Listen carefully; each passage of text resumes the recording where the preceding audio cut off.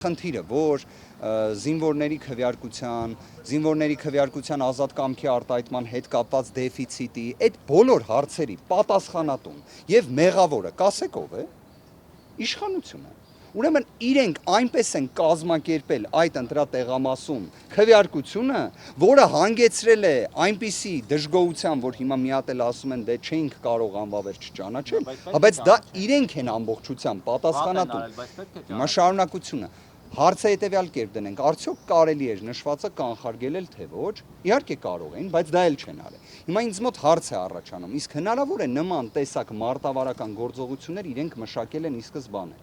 Օրինակ, որ ունենան մի քանի այտենց ընտրատեղամասեր, որտեղ իրենք հենց գիտակցված ապահովեն այդ խախտումները, վարկածեմ, չէ առաջ քաշում։ Կներեք, ոնց է ստացվում, որ զինվորների քվեարկությունը լինում է 20:00-ից հետո։ Չէ՞ որ զինվորների տեղափոխման հարցը նույնիսկ հենց իշխանության կողմից կազմակերպող գործողություն է։ Կարող է այդ ամենը պատրաստել էին նրա համար, որ երբ գա հասնի մի այսպիսի իրավիճակ, այդ հարցը ներկայացվի։